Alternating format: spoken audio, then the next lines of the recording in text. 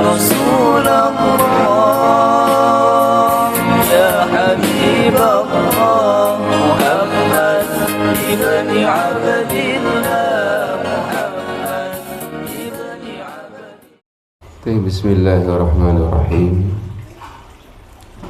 Assalamualaikum warahmatullahi wabarakatuh.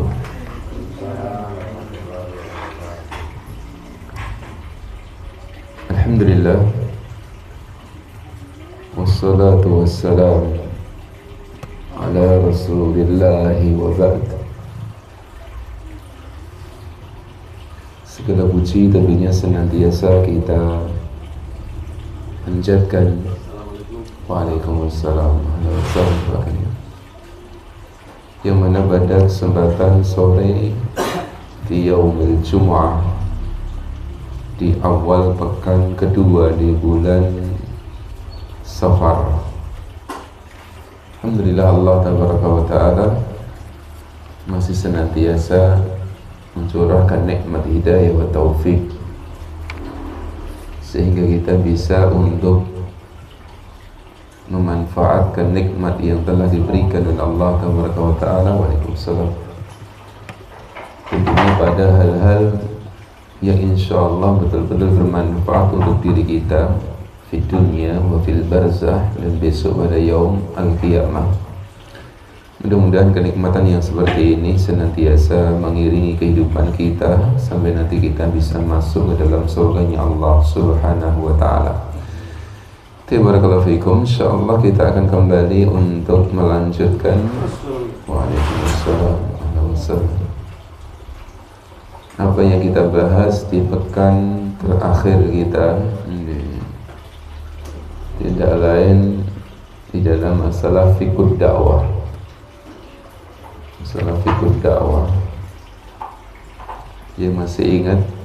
Nah, ya Pak Tresno, terakhir kita bahas masalah apa untuk masalah fiqh dakwah?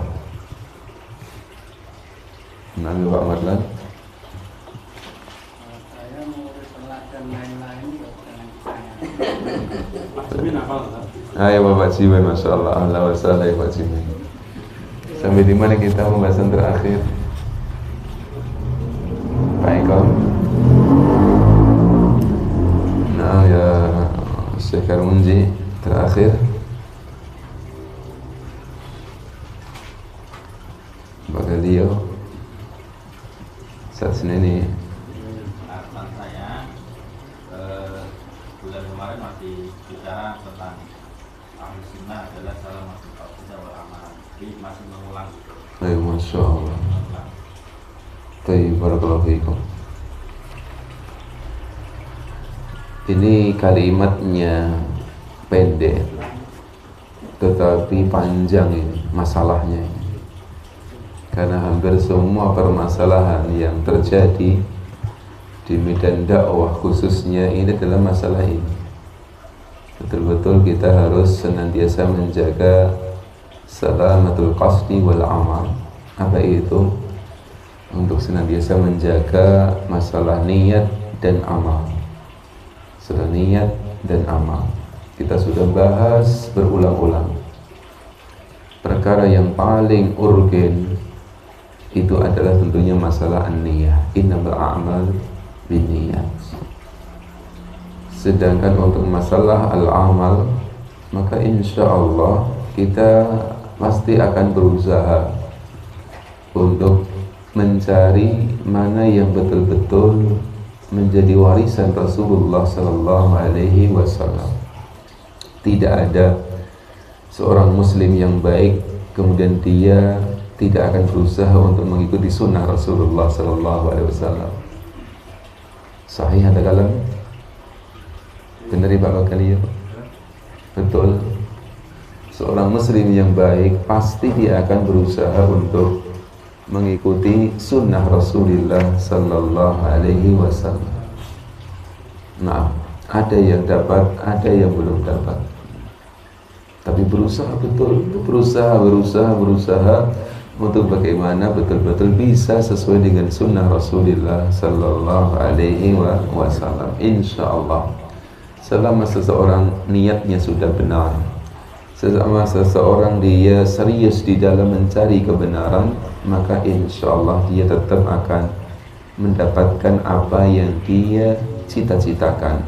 Tidak lain adalah keridhaan Allah Subhanahu wa ta'ala di dunia dan besok pada yaum al-qiyamah. Karena tidak ada hatta untuk kelasnya orang yang alim sekalipun, tidak ada, kecuali pasti ada salahnya, pasti ada yang tidak pas, apalagi kelasnya orang awam sebagaimana kita, gitu ya. Jadi kalau kita mengklaim bahwasanya kita semua yang kita amalkan benar, ini orang yang sombong, ini orang yang sombong. Kalau sudah yakin benarnya, ya sudah nggak belajar gitu, karena sudah yakin apa benarnya. Nah, paham? Tapi itu yang terakhir yang kita bahas pada pertemuan sebulan yang lalu. Sekarang kita lanjutkan pada poin yang berikutnya. Apa itu ahlus sunnah? Itu adalah ahlun ta'thir ala suluki wal akhlaq wal muamalah. Falaysat aqidatun mufarragah, bal la budda fiha min al-amal wafqan ma ja'at bihi syariah. Al-ilmu yuhtab bil amal in ajabahu wa illa irtahal. Masya Allah. Ini perkataan dari sahabat al-jalil Ali bin Abi Thalib radhiyallahu ta'ala. Paham? Insya Allah. Lanjutkan berarti masalah yang berikutnya. Satu kata saja. Ayo, masalah yang terus sudah paham insya Allah? Hah?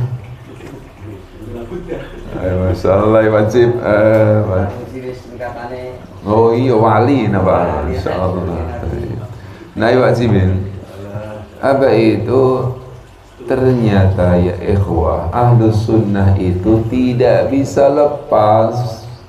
Kalau kita semuanya mengklaim kita itu adalah ahlus sunnah, maka betul-betul ahlus sunnah itu ahlun yang dia ta'thir ala suluki wal akhlaq wal muamalah. Akan terlihat betul efek dampaknya di dalam masalah as-suluk wal akhlaq wal muamalah, masalah akhlak wal adab. Oh, ini juga satu poin yang menjadi PR terbesar untuk diri kita, Bapak Ibu. Apa itu? Betapa banyak Bapak Ibu kita itu kemudian sudah mengklaim kita adalah orang-orang yang ittiba salafus saleh, ittiba Rasulullah sallallahu alaihi wasallam, tetapi ternyata hanya sekedar klaim saja. Maka para ulama menjelaskan, kalau betul-betul kita adalah orang-orang yang sudah ittiba Rasul sallallahu alaihi wasallam, coba kita lihat dari satu sisi ini dulu. Kalau yang sebelumnya kan masalah niat, ya kan? Kalau ini sekarang adalah betul-betul at-ta'thir ala suluk wal akhlaq wal muamalah. Bagaimana sih adab akhlak kita? Bagaimana sih muamalah kita?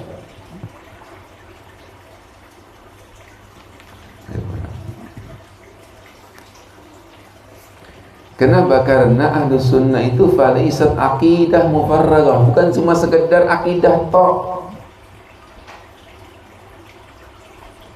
tetapi labudda fiha minal amal wafqan ma ja'at bihi syariah. Tetapi betul-betul harus konsekuen dengan apa? Amal yang sesuai dengan syariat. Maka disebutkan al-ilm yuhtabu bil amal in ajabahu wa illa irtahal. Ilmu itu ada kewajiban untuk diamalkan. Kalau diamalkan, naam, ilmu tersebut akan terus. Terus apa ya Pak Marlan? Waalaikumsalam, ahla wa sahla ya Syekh. Alhamdulillah. Barakallahu fiikum. Baik. Jadi kalau ilmu itu diamalkan, itu akan in ajabah. Kalau antum betul-betul amalkan ilmu tersebut, maka itu akan terus berada sama antum, alias mendampingi antum. Tapi kalau ilmu tersebut tidak diamalkan, irtahal, akan hilang, akan pergi gitu. Sahih? Sahih.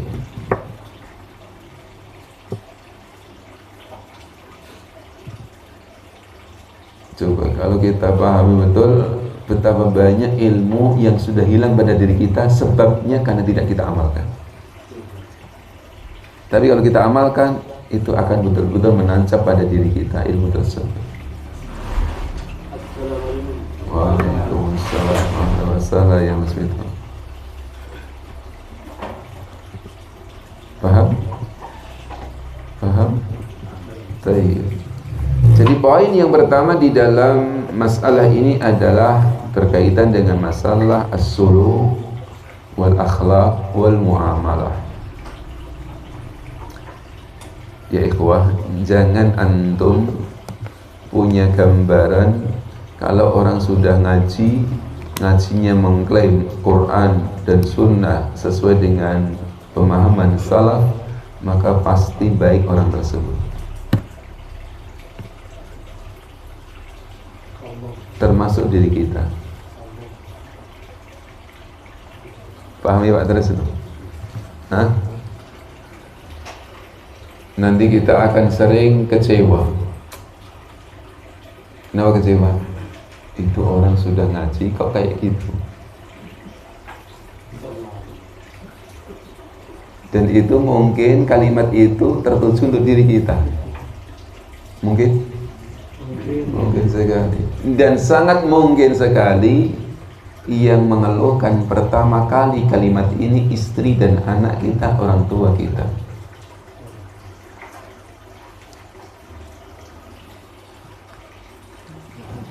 Nah, Pak Eka, aku guyang-guyu enten apa nih?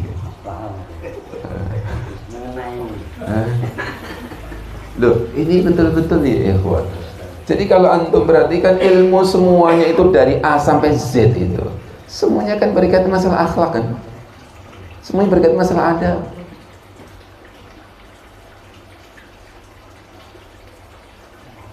Jadi kesimpulannya kalau betul-betul kita itu adalah orang yang sudah baik, insya Allah cukup lihat satu saja, bagaimana akhlak kita.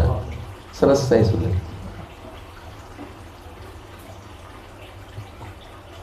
Bagaimana muamalah kita. Yang ana ceritakan kepada antum ketika ana ngisi di kajian Ummahat di Pasar Kliwon itu. Hari Sabtu 2 pekan yang lalu. Selesai kajian kemudian ada ummahat yang kirim surat ya. Setelah saya pulang saya buka itu suratnya apa itu? Ya intinya sebenarnya mungkin ini perwakilan semua ibu-ibu. Apa itu curhatannya para ummahat? Hampir semua mungkin sama. Tolong nanti disampaikan ketika jenengan ngisi di pengajian bapak-bapak, ketika Senin malam Selasa kan juga ngisi di Solo Pasar Kliwon itu, bapak-bapak tolong sampaikan apa? Ternyata ya di antara curhatan para ummahat itu adalah suami itu ketika di rumah kalau sudah pegang HP ya kan, jam-jaman guyang-guyu karo wong liya, tapi dengan istrinya dengan anaknya kumpul dengan orang lain jam-jaman kuat ya Mas Wito, kumpul dengan istri anak setengah jam kelecotan. Insya Allah di sini nggak ada gitu. Ya Pak kalian ya nggak ada. Duh, coba ini betul-betul kita perhatikan gitu loh. Jadi nggak usah jauh-jauh gitu. Jadi kalau betul-betul belajar kita itu sudah benar gitu ya, sudah pada rel yang betul itu yang akan menyampaikan kita ke dalam surganya Allah Tabaraka wa Ta'ala, maka yang akan merasakan kebaikan kita itu ya orang-orang terdekat kita dahulu. Karena nggak bisa lepas dari akhlak, nggak bisa lepas dari muamalah. Dan tentunya orang yang paling sering bermuamalah dengan kita ya orang-orang terdekat diri kita kan. Istri kita, anak kita, orang tua kita, saudara-saudara kita. Itu orang yang paling sering bermuamalah dengan diri kita. Jadi jangan sampai kemudian ternyata kita itu ngaji, ternyata praktis nggak ada pengaruhnya sama sekali di dalam muamalah kita. Nah, terus apa fungsinya? Sesuka mangga. Oh, jadi alasan? Oh, sudah pernah ngaji kan itu. Itu malah jadi hujah untuk dirinya ya. Semua ngaji malah rapi-rapi kan gitu. Nah, Pak Gani ya. Karena kita manusia lemah. Koyo enek wae alasan ini jeneng menungso niku. Ya Pak Gani betul. Jadi sekali lagi bahwasanya ya ikhwah, ad-din husnul khuluq. Yang namanya agama Islam itu adalah akhlak yang mulia. Nah, iya, nah. Maka kan dikatakan oleh Abdullah bin Mubarak, saya ta'allam tu adab 30 sana, 30 tahun saya itu belajar adab. Sedangkan belajar ilmu 10-20 tahun.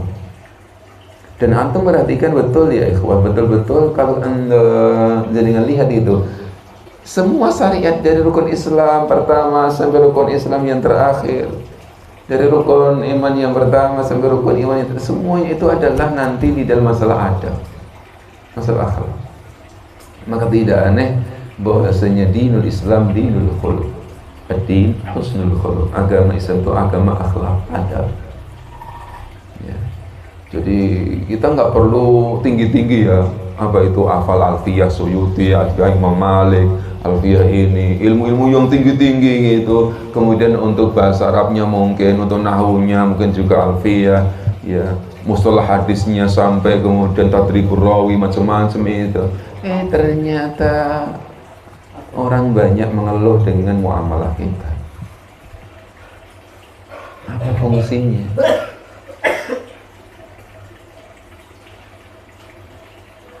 Mahal? Paham ya Pak Trisna? Ayo. Masya Allah. Antum masih ingat nggak dengan hadis yang ma'ruf bagaimana Rasulullah Sallallahu Alaihi Wasallam telah menegaskan akrabakum minni manzilatan yaumal qiyamah ahasinukum akhlaq. Orang yang paling dekat nanti kedudukannya dengan diriku besok pada yaumul qiyamah di dalam surganya Allah Jannatul Firdaus adalah orang yang paling baik akhlaknya. Orang yang paling baik akhlaknya. Maka saya teringat betul ketika ada itu curhatan dan nasihat dari adik teman kita yang Magelang itu, yang Ustadz Yusran itu, ya kan? Ketika pulang dari Yaman, pulang ke Indonesia, pertama kali ketemu adiknya itu cuma memberikan satu wejangan, Mas, tak wali. Kalau jenengan itu bermuamalah, jangan sama orang ngaji. Kalau jenengan bermuamalah, ampun dengan orang ngaji, Mas. Masih pelenggang-pelenggong. Loh, dengan orang ngaji apa salahnya? Karena dia belum, yang masa ini kan masih di Yaman ya lama, jadi nggak tahu bagaimana muamalah ketika dengan orang yang ngaji. Adiknya kemudian menjelaskan, lah apa sebabnya? Ketika ditanya, adik menjelaskan apa? Saya itu sudah pengalaman berkali-kali kalau bermuamalah dengan orang ngaji ribut,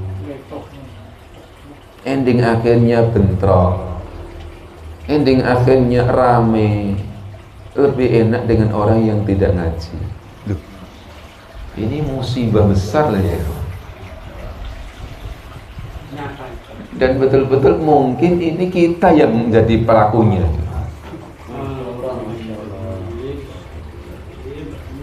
Ayo, sahih. Coba gitu. Setiap kita bermuamalah, ya Allah, itu tadi. Maka jenengan akan istilahnya apa ya? Terbuat terkaget-kaget itu. Loh, sama-sama dengan orang yang ngaji seperti itu. Satu yang ngaji, satu yang ngaji seperti itu. Jadi kan lucu. Lucu sekali. Seharusnya orang ketika dia ngaji semakin baik muamalahnya, semakin baik akhlaknya.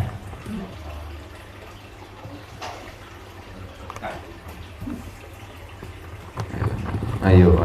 Ini PR besar, tanda tanya besar untuk diri kita sendiri-sendiri semua. Gak perlu kita melihat sana. Ini kalimat tertuju untuk diri kita semuanya. Nah, paham Pak Simin? Ayo, Pak Hadio, mungkin ada sesuatu yang apa itu?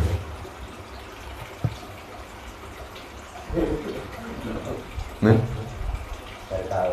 istrinya pengalaman pernah merasakan atau tidak?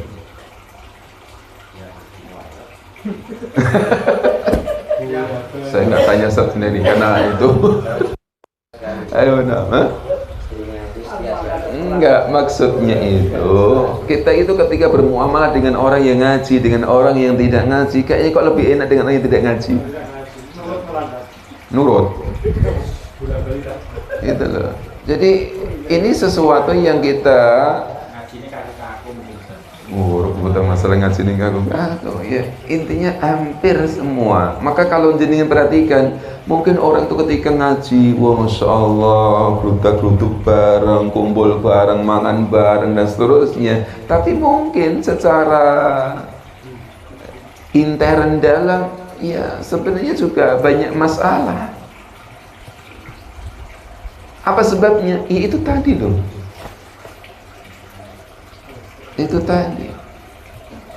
Nah, maka sekali lagi ya ikhwah, ahlu sunnah adalah ahlun di dalam ilmu yang mana ilmu tersebut ta'thir fi suluki wal akhlaqi wal muamalah, itu menjadi hal yang paling utama. Sebagaimana yang kita sebutkan, ya, orang yang dikatakan merdeka itu bukan orang yang ketika merdeka dari penjajahan Belanda atau dari penjajahan Jepang, tapi orang yang merdeka adalah besok pada yaumul qiyamah, ketika tidak ada satupun dari makhluk ini akan mendatangi diri kita kemudian menagih haknya yang kita zalimi ketika dulu hidup di dunia.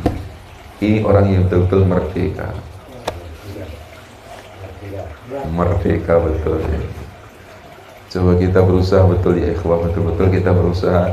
Jangan sampai ternyata datang istri kita, datang anak kita, orang tua kita, saudara kita, mertua kita, ipar kita, tetangga-tetangga kita, datang cuma untuk nagih haknya. Berarti apa? Berarti banyak kezaliman yang kita lakukan. Berarti akhlak kita, muamalah kita betul-betul masih sangat dan sangat jelek sekali. Paham ya ikhwah? Maka sekali lagi, kalau kita mau untuk istilahnya jujur, umat ini khususnya orang-orang yang sudah ngaji, maka yang paling istilahnya bisa dikatakan darurat itu masalah akhlak. Itu darurat itu masalah akhlak.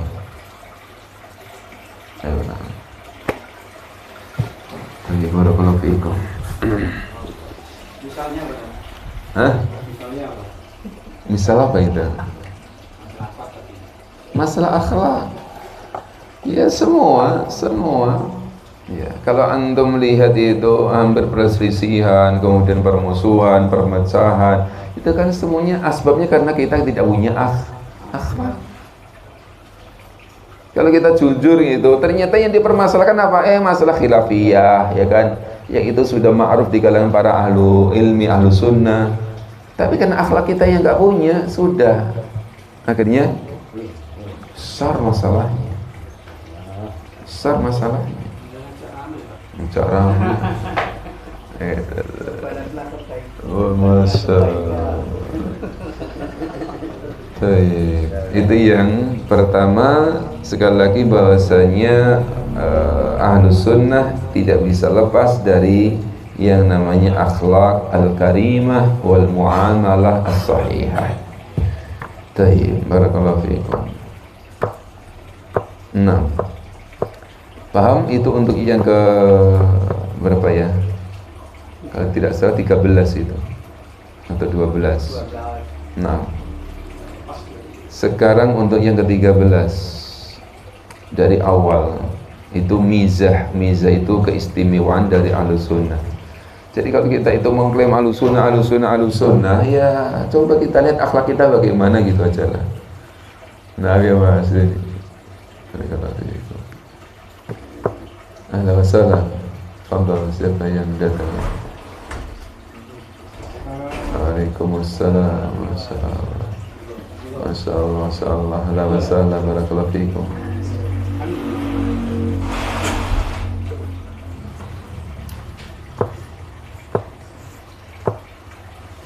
Dari pembahasan kita ini mungkin ada iskalat. Sebelum kita lanjutkan masalah yang berikutnya, kalau ada Nabi Wajimin, kayaknya ada sesuatu ganjalan. Apa itu? Fadhal. Bagaimana Pak kita Pak kalau kita terdolimi oleh surat kita itu gimana? Kalau kita terdolimi itu sih gampang sih, kalau terdolimi sabar selesai lah. Yang menjadi masalah itu kalau kita yang mendolimi kok. Ini kan pembahasannya adalah pembahasan kalau kita itu mendolimi. Kalau yang namanya terdolimi itu sesuatu yang ya, amrun sahlun, perkara mudah. Hah? Enggak. Bukan masalah itu, ya kan. Jadi sekali lagi ketika ada orang yang mendolimi diri kita, Anda masih ingat enggak kenapa Al-Hasan ibn Ali ibn Abi Thalib dikatakan dinas di dalam hadis oleh kakeknya sendiri, hada ibni sayyid, anak ini adalah sayyid. Masih kecil itu Hasan, langsung dinas oleh Rasulullah SAW, anakku ini sayyid, cucunya. Sayyid dari mananya? Bukan dari ilmunya, tetapi ternyata yang membuat Hasan ibn Ali menjadi sayyid besok pada yaumul qiyamah ketika dia mengalah kepada Muawiyah.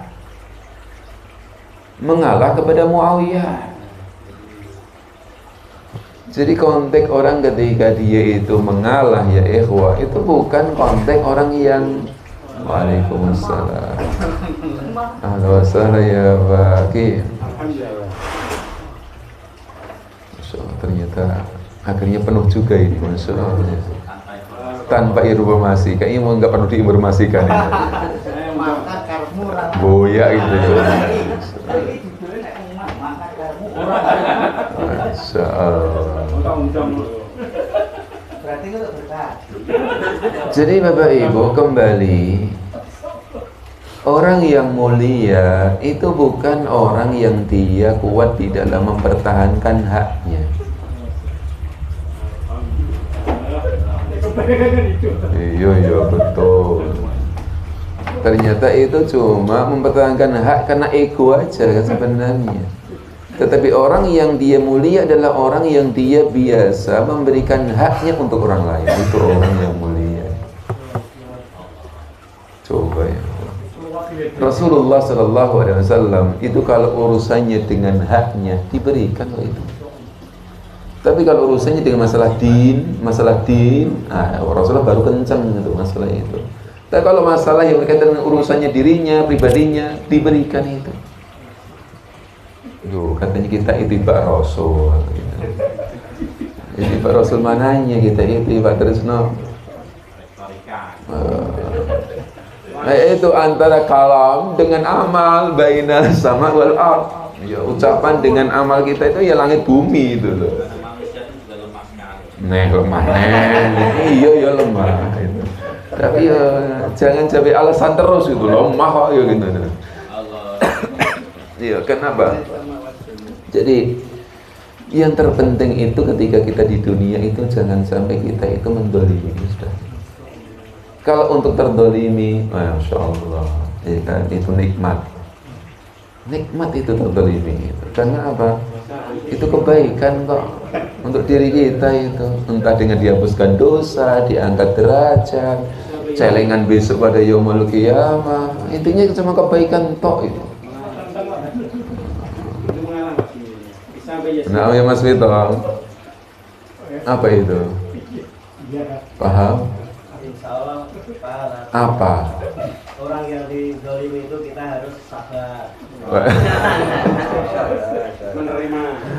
Harus menerima katanya, tapi yang masih jadikan jalan di hati belum bisa melupakan itu, maksudnya seperti itu. Melupakan nopo? Melupakan yang pernah dizalimi itu. Nah itu, nah, mau ketemu orangnya aja kadang-kadang masih males kadang gitu. Saya menungso ya Mas Vito, saya menungso. Ya intinya. Sampainya Pak Jiben juga seperti itu mungkin. Iya ngerti. Saya yakin semua kita itu pernah merasakan semua lah. Kita hidup di dunia itu kan cuma antara dua kemungkinan. Apa itu? Kalau tidak mendolimi, terdolimi. Antara dua ini. Kalau untuk tengah-tengah itu kayaknya agak berat itu. Tidak mendolimi, tidak terdolimi itu wah. Tapi dua-duanya bisa masuk surga ya. Iya, masuk surga gitu loh. Tapi itu tadi yang ada di dalam benak kita itu bagaimana saya itu berusaha untuk tidak mendolimi. Rasulullah SAW ketika mau meninggal, masih ingat kan? Siapa yang masih merasa terdolimi oleh saya? Ada sahabat yang ngaco, dulu saya cambuk jenengan ya Rasulullah. Ya kan gitu kan?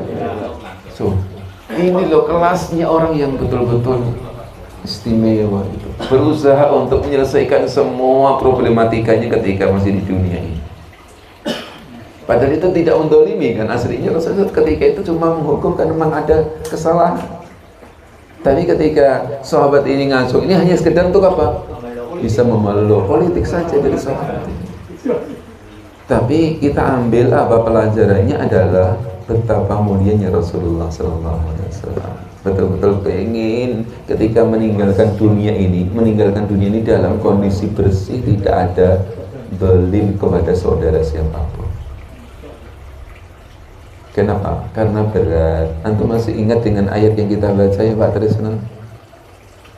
Masih ingat nggak? Yura ingat orang belum bacakan jenengan kok.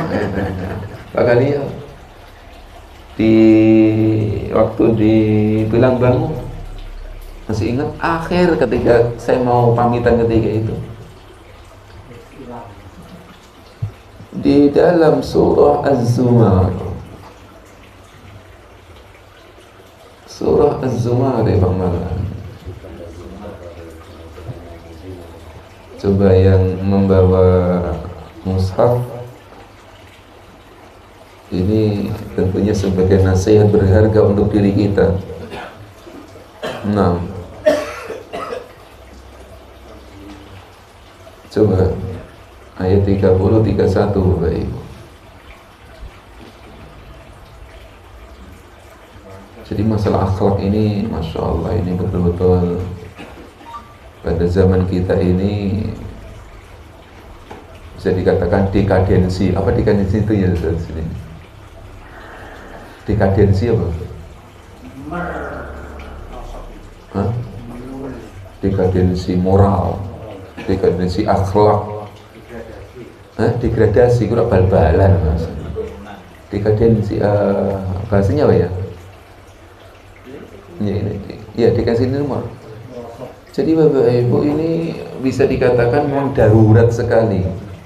Khususnya yang ngaji pun juga sama. Ngaji pun juga sama, sangat jauh masih dari akhlak. Malah mulai bersuara Pak Galio dan mengeluarkan pengalaman-pengalamannya. Jadi betul, ini kan musibah itu. Makanya ya apa yang diingatkan oleh adik dari saudara Magelang itu kan betul kan. Jadi kan kalau mau muamalah mas, jangan dengan orang ngaji mas, mesti masalah. Gitu loh. Kenapa? Itu tadi ternyata ilmu yang kita miliki itu hanya sekedar mujarradul ilm, mufarraqah, yang kosong dari ilmu. Padahal jelas kalau antum perhatikan itu masalah akhlak adab itu pembahasannya sejak awal ketika ngaji sampai akhir pun tetap dibahas masalah akhlak. Tapi realnya nggak ada, faktanya nggak ada. Apakah disampaikan? Disampaikan. Bahkan yang menyampaikan pun juga sama. Sama apa? Trouble-nya, akhlaknya. Jadi bukan sekelasnya orang yang misalkan cuma pendengar, yang menyampaikan pun ternyata juga tidak berakhlak. Itu loh. Jadi sekelasnya bukan cuma orang awam, sekelasnya orang yang sudah dia jadi ustadz, dai, ataupun mungkin alim, ulama, juga sama.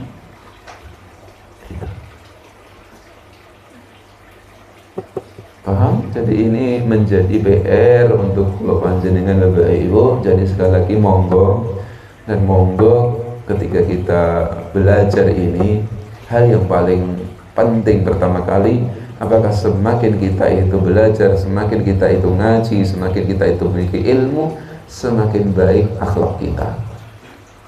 Baik akhlak itu kan ada dua, akhlak kita kepada Allah, akhlak kita kepada sesama. Semakin ngaji, Masya Allah ibadahnya semakin aktif, semakin rajin, semakin kuat. Semakin ngaji, hubungan dengan sesama semakin baik. Berarti sudah betul di dalam belajar. Paham? Coba baca untuk surah Az-Zumar ayat 30. Nami Pak Tresno. A'udzu billahi minasyaitonir rajim. Innaka mayyitun wa innahum mayyitun. Tsumma innakum yaumal qiyamati 'inda rabbikum takhtasimun. Baik. Coba baca terjemahnya ya Pak Tresno. Sesungguhnya engkau Muhammad akan mati dan mereka akan mati pula. Kemudian sesungguhnya kamu pada hari kiamat akan berbantah-bantahan di hadapan Rabb-mu. Sebelum kita bahas, yaitu masalah hubungannya masalah akhlak. Pertama kali coba jenengan lihat itu, Pak Tresno, ayat 30 yang bawa Al-Quran atau mungkin yang mau dikasih bisa dilihat. Baca dulu terjemahnya Pak Tresno. Ayat 30. Sesungguhnya engkau Muhammad akan mati dan mereka akan mati pula. Pertama, itu ayat dengan terjemahan sudah sinkron atau belum? Sudah benar atau belum itu? Pak Simin. Antara ayat dengan terjemahan sudah benar?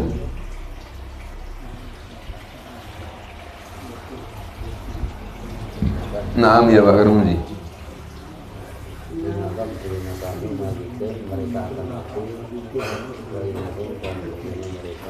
Sudah betul, Mas Vito? Belum ketemu. Ayo, nak Mas Denny.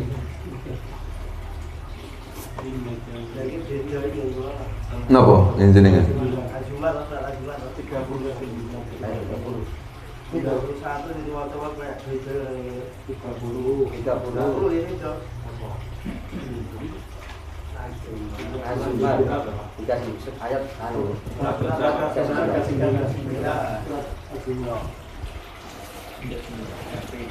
Yang sudah mendapatkan, coba itu sudah benar atau belum itu antara ayat dengan terjemahannya?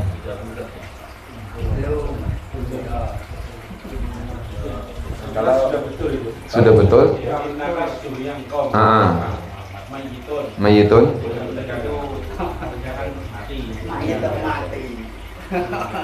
Ayo nak, coba perhatikan Bapak Ibu. Innaka mayyitu wa innahum mayyitun. Sesungguhnya engkau yang Muhammad mati. Jadi angsal akan teking bundi ya Pak Rizky. Enggak ada dalam Arab, bahasa Arabnya enggak ada akan mati itu. Enggak ada. Makanya saya tanya, sudah pas atau belum antara ayat dengan terjemahan? Iya kan? Kalau ayatnya innaka sayamutu wa innahum sayamutun, nah itu sesungguhnya engkau yang Muhammad akan mati, sesungguhnya mereka semuanya juga akan mati, betul. Tapi di sini enggak kan, innaka mayyit wa innahum mayyitun.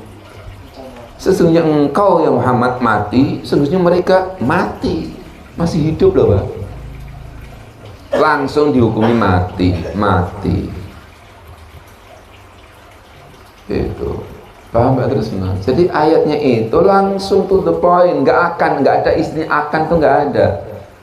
Langsung Rasulullah Allah wa ta'ala menghukumi innaka mayyit. Mayit itu sudah mati.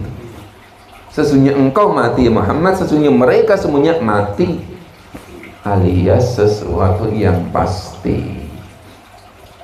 Jadi mati itu adalah sesuatu yang pasti, walaupun orang masih hidup langsung mati. Kenapa? Pasti mati kok. Paham? Tayyib. Nah ini ayat yang ke-31 ini, coba baca ya Pak Tresna terjemahannya. Kemudian sesungguhnya kamu pada hari kiamat akan berbantah-bantahan di hadapan Rohmu. Ayo Wana, sudah benar atau belum terjemahannya? Kemudian mungkin kalian pada hari kiamat. Sudah benar atau belum? Masih tahu? Kok bisa katakan betul? Thumma kemudian. Karena orang ketika meninggal gak langsung dibangkitkan kan? Ya kan? Orang ketika sudah meninggal gak langsung dibangkitkan. Thumma ada jenjang waktunya. Innakum sesungguhnya kalian yaumal qiyamah pada hari kiamat inda rabbikum di sisi Rabb kalian takhtasimun. Apa takhtasimun di situ? Berbantah-bantahan. Bantah-bantahan itu bukan takhtasimun Bapak Ibu, itu debat. Tetapi takhtasimun itu arti yang paling dan paling jelek adalah mungsuhan. Kalau bantah-bantahan ini masih mending lah. Kayak jenengan ketika ngobrol bantah-bantahan itu kan.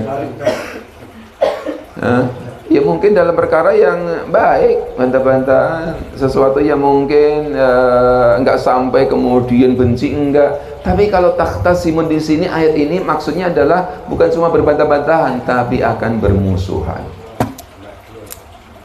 Coba perhatikan ini, maksudnya gimana ini? Besok pada yaumul qiyamah akan bermusuhan. Maka ada sahabat yang kemudian itu bertanya kepada Rasulullah sallallahu alaihi wasallam, "Ya Rasulullah, apakah besok pada yaumul qiyamah saya akan masih bermusuhan lagi?"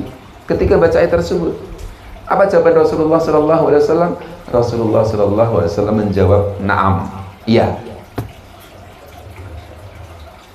Maksudnya gimana? Bagi orang yang suka ketika di dunia bermusuhan, maka besok pada yaumul qiyamah pun masih tetap bermusuhan lagi. Jadi di dunia sudah capek ya ikhwah, besok pada yaumul qiyamah akan semakin capek lagi. Apa sebabnya? Sebabnya itu tadi, karena nggak punya akhlak, karena nggak punya adab. Satu sisi mungkin tadi yang dikeluhkan oleh Pak Jimmy, loh terus bagaimana kalau kita terdolimi? Itu tadi, kalau kita terdolimi, ya wes lah, ikhlaskan aja, ya kan? Yang paling utama adalah jangan sampai kemudian kita menjadi orang yang mendolimi. Kenapa? Urusannya panjang besok pada yaumul qiyamah.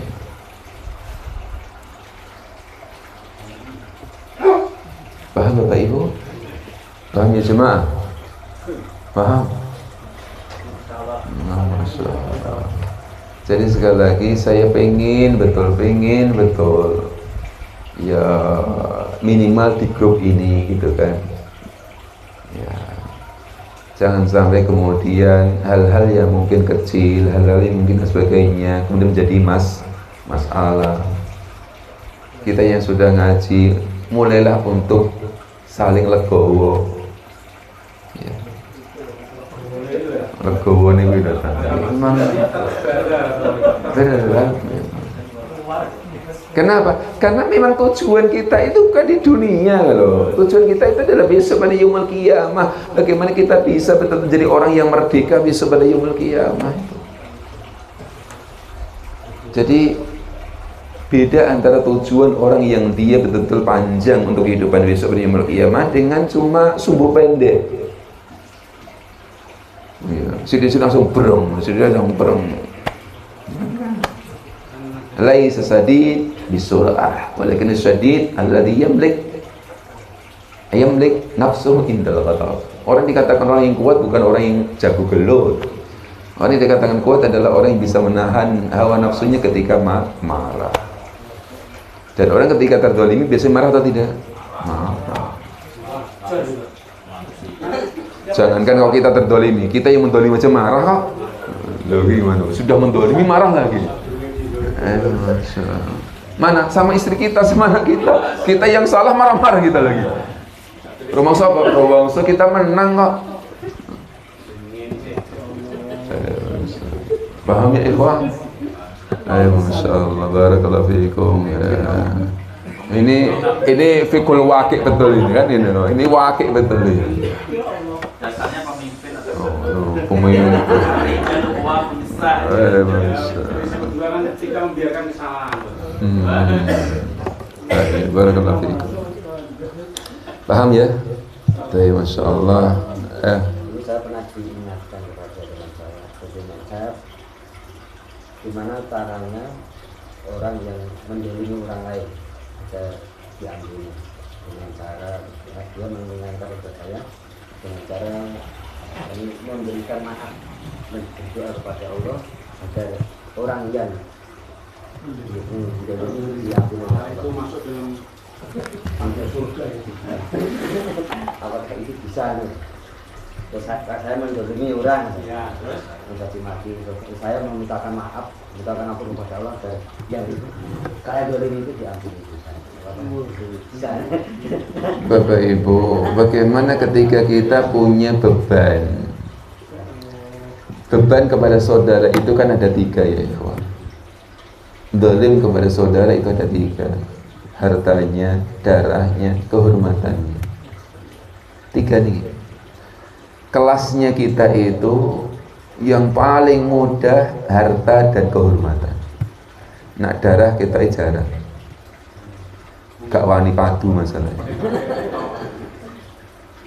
Jarang kita kemudian mukulin, kemudian membunuh, jarang. Rata-rata zalim kita kepada saudara harta, kalau nggak harta kehormatan. Dengan ngerasani, ghibah, namimah, macam-macam. Itu kan kezaliman kepada saudara. Bagaimana cara kita untuk berlepas diri ketika kita mendolimi saudara kita? Ya tergantung urusannya. Kalau urusannya itu dengan harta, selesaikan harta tersebut. Kalau urusannya dengan darah, selesaikan darah tersebut, qisas. Atau kita kemudian mendapatkan maaf dari orang yang kita dolimi. Kalau urusannya dengan kehormatan, ya minta kita untuk dimaafkan. Terus bagaimana ketika ternyata orang yang kita dolimi kita cari tidak ketemu? Salah satunya adalah dengan itu tadi, mendoakan ampunan untuk orang yang kita dolimi, ya. Terus menyebutkan kebaikan-kebaikan orang yang kita dolimi, itu sebagai bentuk, sebagai balasan imbal balik ketika kita mendolimi saudara kita. Betul. Nah, intinya segera selesaikan segala tentunya bentuk kezaliman terhadap saudara apapun itu bentuknya, agar hidup kita menjadi ringan di dunia, di alam barzakh sampai besok pada yaum al-qiyamah. Nah, paham ya ikhwah? Ayo insyaallah, jazakallahu khairan. Ya, mudah-mudahan satu poin yang kita bahas pada pertemuan sore hari ini betul-betul menjadi ya nasihat yang berharga untuk diri kita sendiri-sendiri.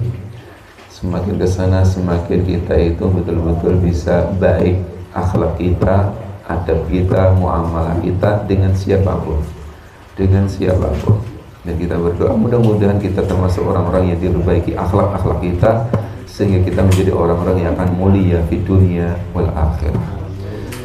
Insyaallah demikian, barakallahu fikum. Mudah-mudahan ya ini pertemuan ya menjadi motivasi untuk semuanya gitu, agar kita semakin dan semakin giat untuk thalabul ilmi, semakin semangat di dalam thalabul ilmi, karena sekali lagi beda antara orang yang berilmu dengan orang yang tidak berilmu, walaupun tidak jaminan ketika orang sudah berilmu maka baik.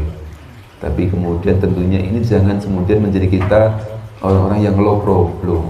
Ternyata orang yang ngaji malah ternyata jelek akhlaknya, jelek adabnya, jelek muamalahnya. Kemudian kita menjadi lemah, rasa ngaji malah. Kurang sholawat. Oke, insyaallah barakallahu fiikum. Demikian subhanakallahumma wa bihamdika asyhadu an la ilaha illa anta astaghfiruka wa atubu ilaik. Wassalamualaikum warahmatullahi wabarakatuh.